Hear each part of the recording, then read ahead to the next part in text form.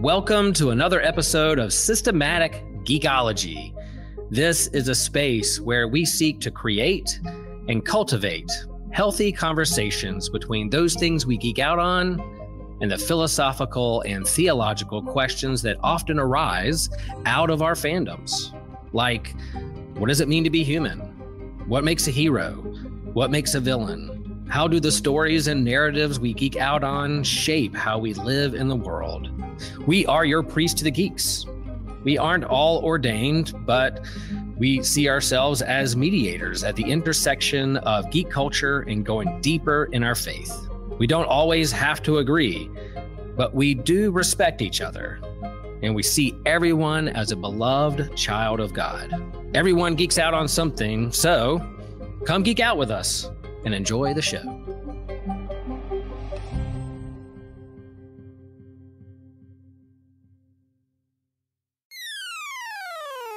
You're listening to an Anazal Ministries podcast.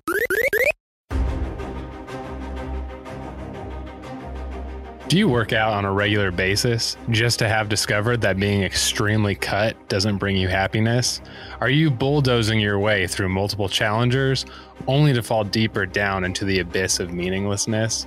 But do you look awesome defeating your opponents with a single punch? Whether these things are or are not true about you, you still may be interested in talking about One Punch Man with us today. This is Systematic Geekology. We are the priests of the geeks. I am your lead host, Nick, and I am here with my awesome, delicious, handsome hosts of men. I don't know what I'm saying. I'm going to stumble my way through that one. I'm here with Christian and TJ. Christian, how are you? I'm all right, Nick. How about yourself? I'm great, man. TJ, how about you? I'm cooling. I'm chilling. Shaking off a rough game. Rough game. What of what? Oh, we'll get there in a second. Okay. He says Valorant one more time. He's very the show. We keep it cryptic here for your anticipation on Systematic Geekology. But before we dive into One Punch Man, we'll talk about what we're geeking out about. And don't leave us hanging on any longer, TJ. What have you been geeking out about? And tell us about your rough game. Man, probably Valorant. I'd have to say, I took a shower here with the door open because I have the master bedroom, and I just locked the main door, but the humidity got to my mouse pad, made me aim bad. That's our excuse today. Yeah, mistake I've made many times. The humidity affecting the mouse pad. A true gamer here. A true gamer. Christian, I'm sorry for your loss of a match, TJ. Christian, what about you? What have you been nerding out on lately? Well, I right before recording Platinum Spider-Man 2, so I am feeling pretty good. That was a great story. Had a lot of fun there. I have my gripes with it, but overall, it's a really fun game. Well worth playing, even if you haven't played the first one or Miles Morales. Yeah, I need to dive into it. I've been seeing all the stuff on the interwebs, pun intended, and I need to jump on it. It looks so awesome. I have been reading a Tolkien spiritual biography. It's called Tolkien's Faith. It came out a couple weeks ago by a Tolkien scholar named Holly Ordway. And so if it's just a focus on Tolkien's life as a Catholic and just seeing how that kind of shaped his life. So it's been kind of highly anticipated for Tolkien nerds like me. So it's been good so far. And with that, we're going to jump in to One Punch Man. So before we dive in, let's get our main impressions of One Punch Man. What was your reaction to your first encounter with One Punch Man, and what about it makes it worth talking about and revisiting? Christian, I'm going to have you go first, and then TJ, I'd love to hear yours next. Well, my first reaction was how grateful I was that this exists, because when it came out, it was in a time in my life when I was in an anime dry spell. Just be like, I don't care about this anymore. I never liked it in the first place. I was lying to myself. And then it was this and Iron-Blooded Orphans, Mobile Suit Gundam, that both kind of brought me back into the anime fold again. And because this is everything I love in it, it's making fun of the stuff I'm used to, like all that terrible stuff that I watched beforehand that made me like quit anime. now I can see it being made fun of. I'm feeling pretty good about that. And then seeing Saitama's journey alongside all these really kooky heroes has been a lot of fun. I love this show so much. Yeah, that's good Gundam. Mm-hmm. That's good Gundam. For me, I was just kind of around in the space. I was in high school with, the weebs. They're all talking about One Punch Man, and it took me a long time to actually start to watch it. But I was at my cousin's house spending the weekend there, and for some reason at that time I was like, I should watch One Punch Man. So I laid there on his floor after he went to bed and watched the entire first season. And man, it was good. I was hooked from the very beginning because the intro is amazing. The opening for season one is so good. And I was just along for the ride, overpowered protagonist, but comically so. I love that. It's so funny. And the series as a whole is just so funny. Yeah, kind of, it's funny. A combination of both of y'all's stories kind of resonate with me. I was kind of also in an anime dry spell. I wasn't going through like a anime existential crisis or anything like that, like you, Christian, but I was definitely like, I was like, there's nothing on right now. I don't know. And I had seen One Punch Man. This was probably around 2016. So like a year after they had released the anime. And kind of at the same time, I was like, oh, whatever. It was like a Saturday night or something, or I can't remember. It was a weekend. And I was like, we'll just put it on. And like you said, that intro hit. And I was like, oh, I'm in. This intro rules. And then I think I binged the whole thing in one night. Like I think I stayed up all night and just finished it because I was that hooked. I just could not stop watching it. Everything from like the animation, the story's actually good. It's hilarious. The action is badass. Like even though it's comically so, like it is the fights with like the heroes that aren't One Punch Man are sick. And then of course like the fatalities of One Punch Man are just animated so well.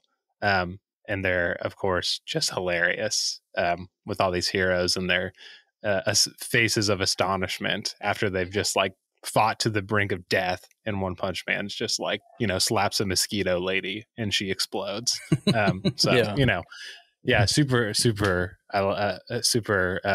enjoyed that and still watch the first season periodically. Yeah, it is so good. And it still stands the test of time, at least season one, of like gorgeous animation. Like it really was peak at that time. Yeah, it's really true. I think a lot of people, I don't know if a lot of people were, but I think I was just surprised because I had looked it up and I think that's why I was hesitant to watch it because I was like, oh, this is kind of like a joke show or whatever, not kind of understanding kind of the meta text behind, its creation. But then watching it, it's just, amazing in all the ways. But yeah, I have to acknowledge, it's funny. TJ said that he was hanging out with the weebs, and I'm among weeb greats here, and with Christian and TJ just steeped in the anime manga scene, and I'm here just a humble baby weeb leading this thing. So we're just nerding out and having fun. But yeah, so you had brought up, I had brought up season one, and TJ had brought up season one in particular, kind of standing the test of time, but. Season one is known for being a parody of the overpowered protagonists in manga and anime. And for listeners, if you're not familiar, that's your Gokus, your Dekus from My Hero Academia, and your Narutos. Okay, these characters that fight and they may lose, but they keep getting stronger and stronger until they can never be defeated ever again. And so Saitama is the main character. He is One Punch Man. He's the logical conclusion of this stereotype. And he's able to literally defeat any foe with one punch. And this causes him to lose a sense of meaning in his life. So he's just like, nothing brings him satisfaction. He's just like a numb, bald, muscular, overpowered protagonist. So of course it's awesome action. It's hilarious. So in the meta commentary on anime and manga is great. But what do you guys think about the approach to the series and its contribution to like manga and anime as a whole? And I'll pose it to TJ first. So I really like it because they don't pose the story as here is Saitama, he is the overpowered protagonist, nothing is hard for him. It focuses on everyone else's role in the world, and how he is just trying to live his life now. And then, he realizes that instead of cutting coupons every day and struggling to make ends meet and watering his cactus, he could join the Hero Society and get paid to do what is basically nothing for him, just show up and win a fight. And as far as its impact goes, I think people have been a lot more willing since then to give these kinds of series a chance, series that seem like jokes at first. And man, is it worth it. It also, I think the production of One Punch Man, I keep almost saying One Piece, but the production has actually, given a lot of companies a bit more leeway in what they'll actually produce. People are more willing to take that jump because One Punch Man started as a webcomic with some really horrible art, and he eventually pitched it to, it's not Shonen Jump, is it? No, Murata, who had worked with Shonen Jump before, contacted One and said, hey, I really like this series. Yeah. Would you mind if I redrew it while you're also telling your story? I think it's like Jump Plus or something like that. It's like for their Seinen brand. Yeah. Okay. And then, that's just how that happened. So it's currently releasing as a webcomic, and then Murata takes it and draws whatever he wants. Well, not whatever he wants, but, they changed the story a little bit from the webcomic to the manga, and then a little bit from the manga to the anime. So it's really interesting. And you have to watch all three or read all two of them to get the whole picture. Super interesting. Yeah, that definitely enhances it. But in regards to the question, the overpowered protagonist is something that everyone knows. It's like, oh, well, I'm going to defeat everything with the power of friendship, or, I'm just going to punch a little harder than you, and that means I win. Or we get to the point in Super where Goku's punches are breaching dimensions. And sure, that is fun and interesting. I'm still in it to win it for Dragon Ball as time goes on, but it's not as interesting when the things were the higher stakes, when you never knew who was going to come out on top. And that's one thing that anime has gone a little too far in, especially with light novels that are being adapted into anime, because they sell, which is not their fault. So they're giving the people what they want. Is they have a bunch of really overpowered protagonists who can do whatever they want.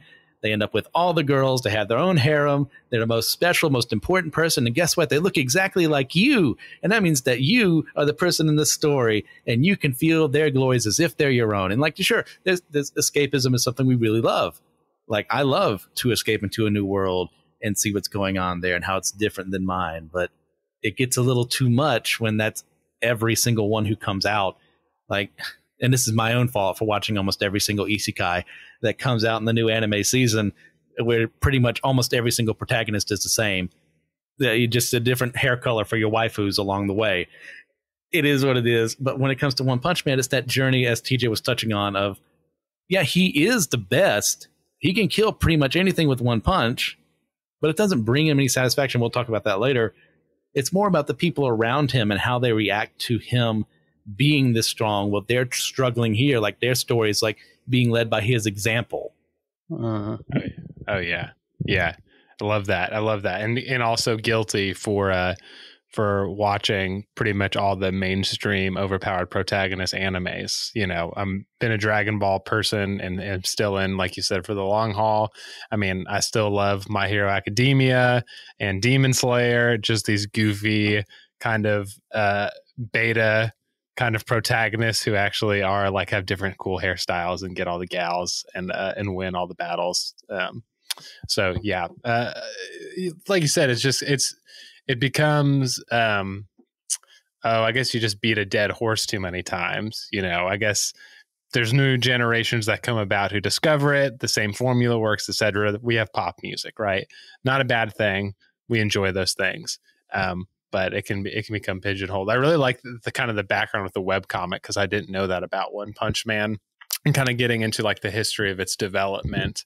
I think I really like too how Saitama is this guy who is kind of just living his daily life, and he learns that the thing that he's the best at, and he can become can be his job. Kind of also speaks to the way that we live our lives now, that even our dream jobs are also kind of don't bring us satisfaction in a lot of cases. And so I think where there's meta commentary on anime and manga as a whole, I think that it also kind of speaks to like modern day life in an interesting and funny way, where it's like, you know, Saitama is basically able to, like, he didn't even really have to work at it, right? You learn he did work, but not in a way that like Goku had to go into the time chamber and learn how to and do that, right? He does 100 push-ups, 100 sit-ups, 100 squats, and 100-meter run, and that's how he's the ultimate man. Yeah, and I think it was a 5-kilometer run. Oh, 5 kilometers. Okay, But that's actually so. Go ahead. It's not even that intense of a workout. Yeah, and that's one of the big jokes too. Is like, well, anyone could do that. So what is it about you? But that's one of the things about this show, and the webcomic manga in general, is that there's this idea of pushing past your limits being a thing in universe that people are capable of. We start first episode, you had the crab monster. It's been like his idea is that he ate so much crab, and then he just eventually became Crablante.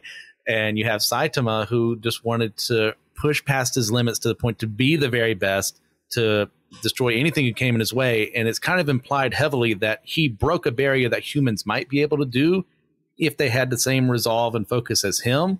And that's one of the reasons he lost his hair, apparently, as well as, you know, that intense training is just the cost of that was, you know, losing his hair to become the perfect man, able to kill pretty much anything within one punch. Yeah, I think the part most people skip when they try to emulate his workout routine is the fact that he didn't have air conditioning. That's integral. You really could be One Punch Man, or at least be as cut as One Punch Man if you would just work out that way and turn off the AC. Yeah, no doubt. Particularly in the summer months. Oof. Yeah, I think it's punches that you can't get the punches that way. That's right. You know, I love to, you know, someone like Genos who comes under his wing and wants to train, and there's just like no way that he's going to reach One Punch Man. And Genos is like the epitome of an awesome, overpowered protagonist, where he's like the hot android with all the power, and he just can't get there, and it's hilarious. Good stuff. So, you know, season 2 is a lot different than season 1. And I feel like the fandom is split down the middle when it comes to embracing season 2 or just ignoring it. I don't know. Y'all might know more about the cultural dynamics. I see some people kind of being like, no, it's good, you should watch it and enjoy it. And other people being like, no, it's trash. You know, but I don't know. Season 1 had an original story with an original idea that had original things to say. And for me, season 2 kind of felt like a continuation of the overpowered protagonist stereotype that season 1 parodied. I just don't really feel like Saitama is like the focus of season 2 anyway. So anyway, you know, what's y'all's opinions on the season 1-2 split? And I guess too, give me some context. Is season 2 also like, was it a manga first? And also parts of it. Okay. And that's one of the things I think people would be a lot more generous to it. Well, number one, it had a bunch of things working against it. They switched animation studios, so you're not getting what you had the first time around. So things are a bit clunkier animation-wise compared to the first season. Then you have it adapts some manga original content that One and Murata had like collaborated on. Say, hey, like you're getting a little ahead of me. You're drawing too fast. You're just one of the best artists in this field. You keep doing too much, so let's do something to give me more time away. Because One, he just kind of releases when he releases. He doesn't have a set schedule. That's the joy of a webcomic. You just kind of do it whenever you feel like it or you have the time. So there was like a long gap from the last chapter he did for only like a couple months ago. He released a couple more. So that's working against it. Then also what's working against it is that there's not really an ending to this season. If you don't know what's coming next, this is more like set up towards the cool showdown you want, which will be the third season more than likely whenever that does come out. So you're left with the sense of I want more, but as someone who read webcomic and manga, I'm okay with it. But I understand anime only is like, what just happened here? There's no ending. All this is messed up. I don't like it. I totally get it. Yeah. I still think season 2 is really good and worth watching, but that might be because I do know what's coming next. And having to wait for it to be animated isn't that big of a deal to me. And like, I really like Garo. I feel like if you don't, then this season 2 isn't very good for you.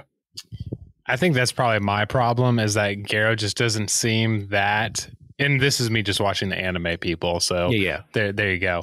He just doesn't seem that like convincing to me. He's like this kind of anti-hero, which is fine. He kind of gives me, what's his name from My Hero Academia with the blade.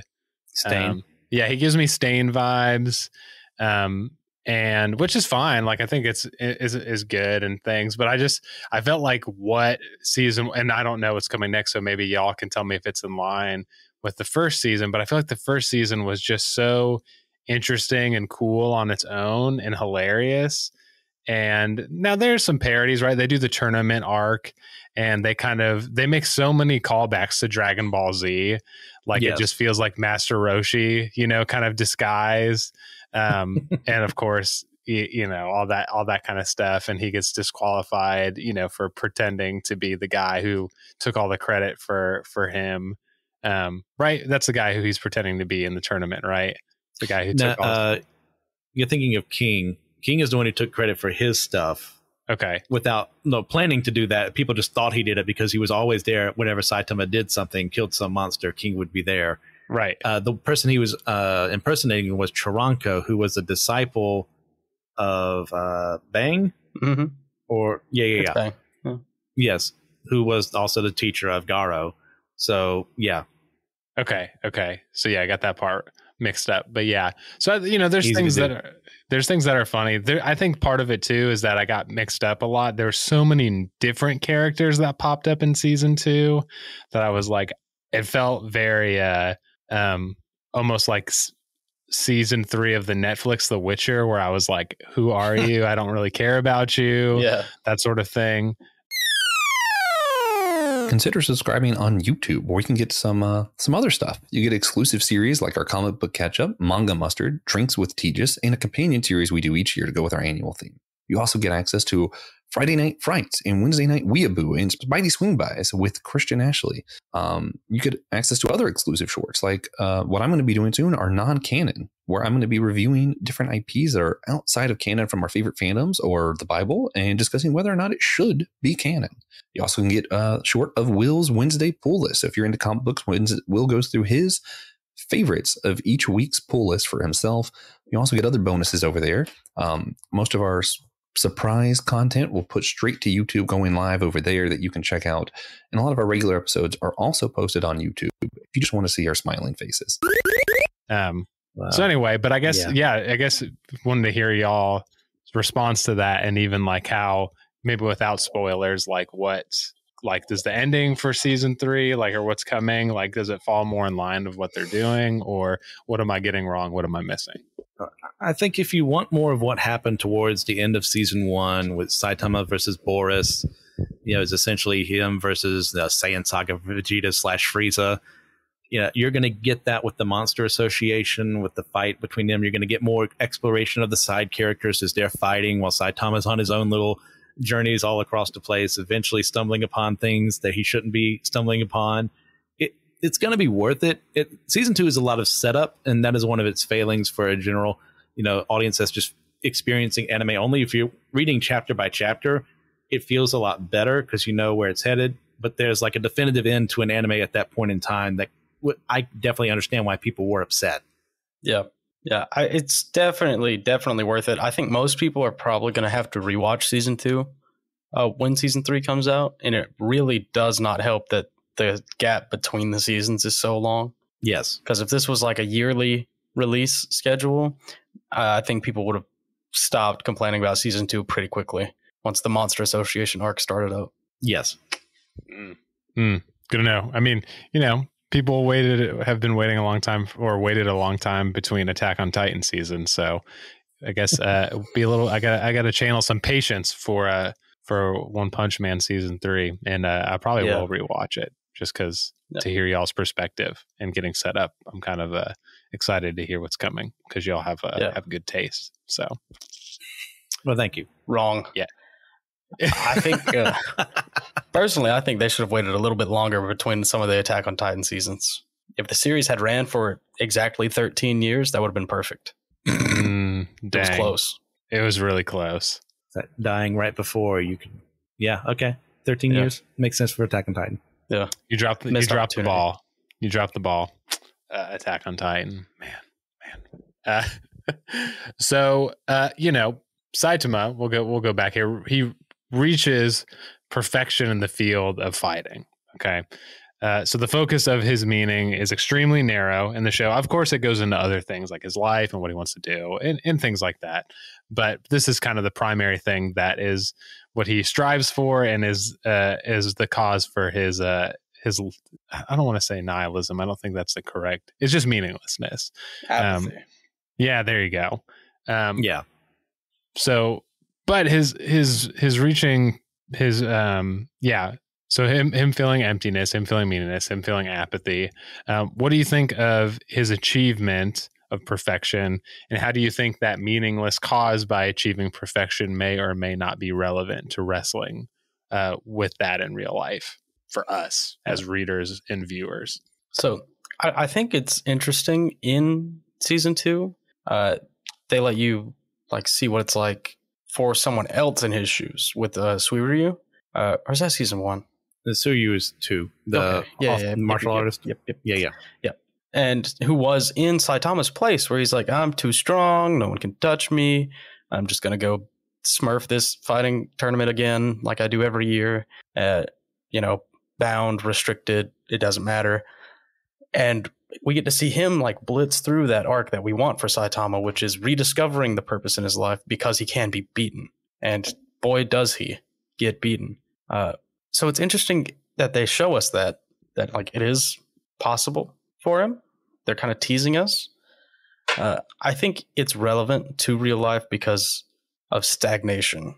I think it's hard to relate to something like that because he actually is legitimately the pinnacle of physical fitness. In real life, there's always someone better.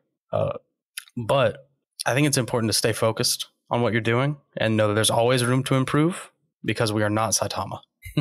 Yeah, I think what this does is it's a really great exploration of fears we all have of, if I get what I'm after, is it going to fulfill me? And we all know it's not.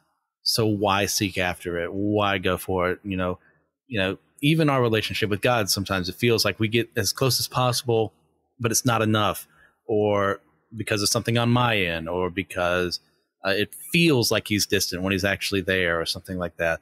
And it gets all over the place. It's like, I want to be like him. I want to have perfection, or I want to have this job. I want to be fulfilled here. I want to make this much money and own this house. And we know that no matter what we obtain, even if we're the best of the best, if I became the best-selling writer next year, New York Times, #1, like, that's not going to bring, the purpose I want for my life. But we also need to seek after it. And he sought after it a little too quickly for his own good, and not being tempered by learning over time. And now actually Suryu's journey compared to Saitama is a really good example, TJ, of like, oh, now there's a pinnacle I can go after again. Let me do that. And that's why he's seeking after, this hero hunter. Could he be the one to take me down? If we see multiple times over, he just slaps him, not even knowing who he is, and completely beats him. And that's something that'll continue in season 3, is like their rivalry. So there is something more out there for him. But I think what this does show is like our fear of, if we obtain what we want, what then? Yeah. That's why Garo's on top. So true. As he flies into the distance, as we see his amazingness. Yeah, I really like that. I had listened to something about existentialism the other day, and just talking about us as humans, like the fact that we are limited is like part of what gives meaning to our lives. And so, like you said, Saitama is this kind of exploration of what happens when you hit this perfection in this field that you want. It's that, kind of like you said, akin to that, Christian, that be careful what you wish for sort of a thing. Another, being a Tolkien guy, the elves are kind of like, they're in a thought experiment on what happens if you can never die and live forever, right? And kind of the same thing where the elves, as producing like the most beautiful things, are also have this sense of like disinterest in the world, and they're kind of numb in a lot of ways as they get older. And so very similar to Saitama and that. And so I really like this idea. And, thinking of like theologically, depending on what your views are, God is the one that's perfect, right? That's the one, yes. And we are humans. And so that sort of thing. And I think even too, on the other side of things, you know, if you think that God is not perfect, that God also grows or something like that, but that God is like the most good or the most, you know, loving or whatever, the closest thing to perfection, that kind of lives and breathes on us to give us something to strive towards, right? That's where Christ likeness comes in and inspires us to head towards who God is, and what is meant for our lives. So the series it doesn't shy away from like showing that Saitama still isn't the perfect hero, because he got a 0 on the written part of the hero test.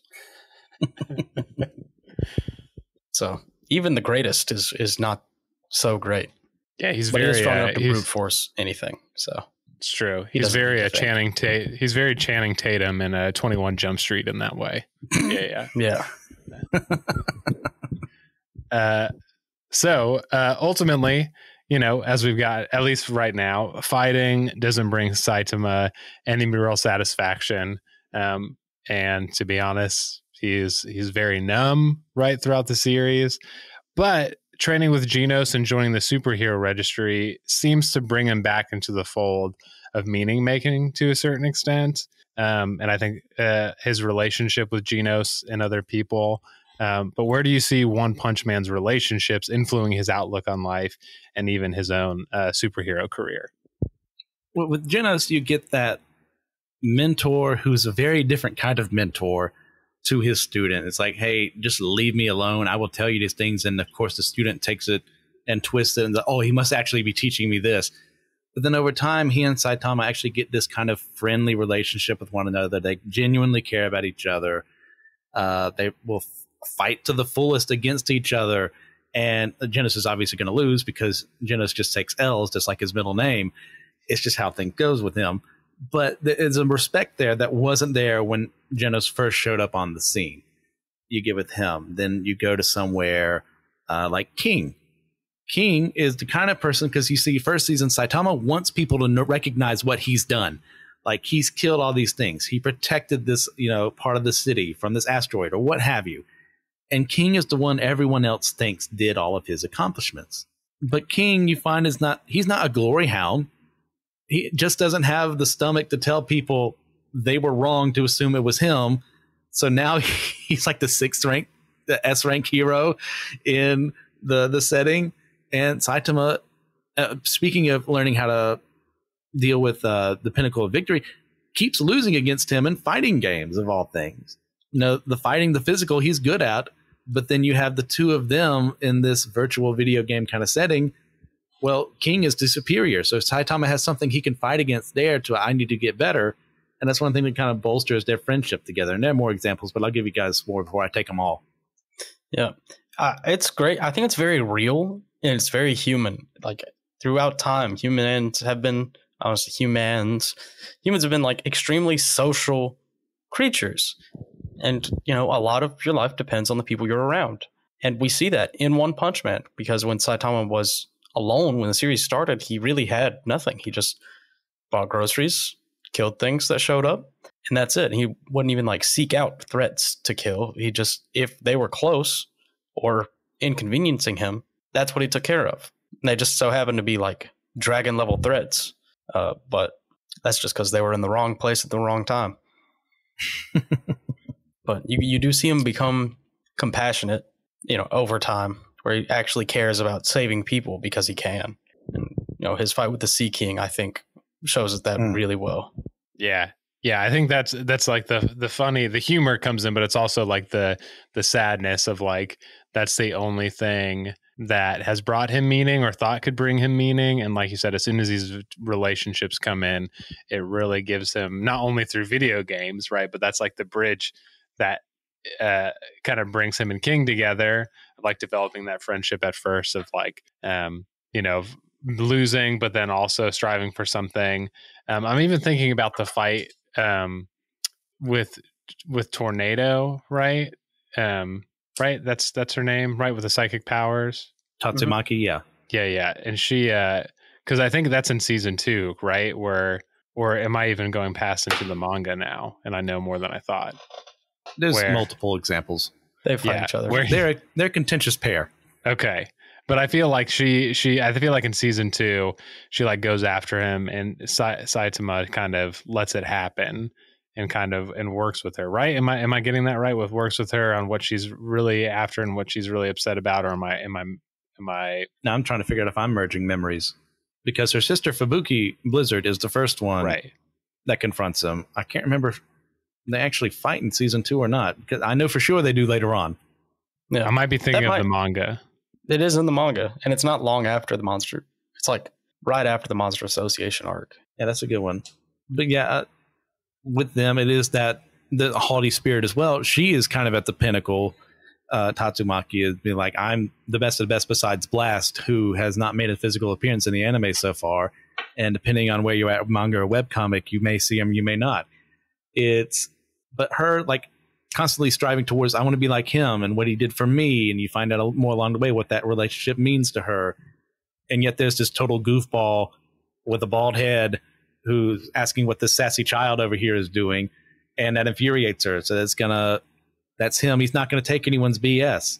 And she's not either. So that's a good foil between the two of them for each other. So I really enjoy his relationship with both of those sisters. And actually, I forgot my favorite character, which is Moomin Rider in this series. This powerless guy on a bike wearing his little special armor and his sunglasses, making sure he can do whatever he can to protect people. He's completely and utterly powerless, yet he's the top of C rank, where there are some superpowered people underneath him, as we find out over time. And his relationship with Saitama is one of the best things in the series, because they couldn't be more different power level wise from one another. And yet they both find mutual understanding to the point where Moomin Rider is facing off against the Sea King, someone he has no business whatsoever fighting. It's because of not only the stuff he'd done in the past, but also the example of Saitama always fighting those things that earns that respect, that even the Sea King himself is kind of like, hey, you have no business trying to fight me, but I get it, man. You're doing your thing. You're a hero. You're a real hero. That buys enough time for Saitama to get there to save people. That wouldn't have happened if he had just realized the power level difference and just said, well, I have no business being in this fight, and stopped. Yeah. Moomin Rider's a real one. So true. I had also forgot about Moomin Rider. Also, some of the most hilarious, just Krillin level butt kickings in the series. Yeah. So I guess, but anything else that y'all want to bring up or talk about before we wrap things up on One Punch Man? If you're going to pick one of the two to read, I would recommend manga more, even though the webcomic is amazing. And I say this as someone who cannot draw one bit, and I try not to, speak bad of other people who do. One is learning along the way. He's not a great artist. He has become better, way better than where he started, but it's nothing compared to Murata and the storytelling. Like, they're collaborating, so you're going to get mostly the same story other than like some original content there. So I would check out the manga first. Sorry to interrupt you, TJ. No, I was just going to agree. Definitely everyone should read the manga, especially if you don't want to wait, because, man, it's just amazing. It's one of the best mangas I've ever read, my opinion. Okay. I need to read the manga and get the payoff. So I'm not an uninformed season 2 hater. It's so good. Yeah. So, I appreciate both of you, but we'll wrap things up with some recommendations. TJ, what have you got to recommend for our fellow systematic geekologists out there? Recommendations. I have a couple. If you just finished Attack on Titan, rewatch the series, definitely. And for everyone else, I really think I really just want to recommend One Punch Man if you've never seen it. But listen to this for some reason. If you've never seen it and you listen to this, watch it. Fantastic. Christian, give us some recommendations. Well, if you want something very similar in that it's written by the same guy, by one, which is totally completed. I think the anime is actually done as well. I haven't watched all of that to the end, but I've read all of the webcomic. Mob Psycho 100 is kind of a similar premise, but more on the more supernatural power kind of thing. The number one psychic in the world who is just this high school kid. He's a very shy and timid person. His brother's a bit more outgoing. He's got this one of the greatest characters in fiction, Reigen Arataka, as his like handler, essentially, who has no psychic powers of his own, but pretends like he does while using Mob to get things done for him. Like Mob Psycho 100 is a great exploration of, I'm also at the pinnacle of this stuff, but I'm also just a little middle schooler. I don't really know what life is about. What am I supposed to do with anything? It's I don't know what one struggled through in life, but he's clearly written some of that into his stories, and it's a ball to read. It's amazing. It is so good. Top tier anime manga recommendations anytime you're here with Christian and TJ. So anytime you see their names in the show notes and you are a fellow weeb, you want to jump on that because I have multiple things in my reading list and watch list from their recommendations.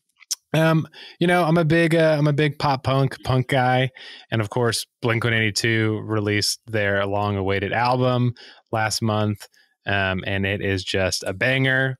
One More Time is the album. If you just want to feel nostalgia and feel everything old Blink with new Blink, I really liked when Blink, even when Matt Skiba joined back in 2016 and they released their California album, I really liked that album and felt they did a good job.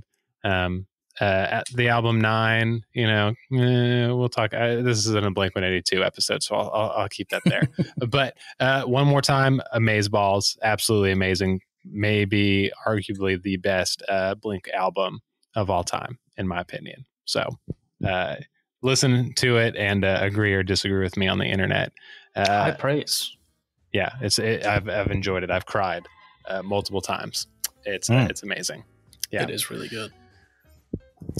Well, friends, fellow weebs, if you want to listen to more, you should go to Captivate, go to Apple Podcasts, go to Spotify, go to YouTube, find Systematic Geekology, go subscribe. Or, if you're not ready to subscribe, listen, give us a little listen. And then as we hook you in, subscribe.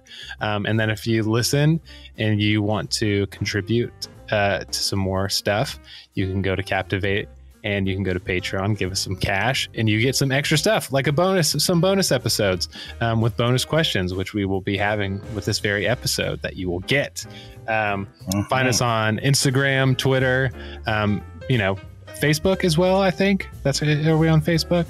Yeah, we're on Facebook. Mm-hmm. Find us all over the interwebs and hang out with us. And just as we head out, just remember, we are all a chosen people, a geekdom of priests.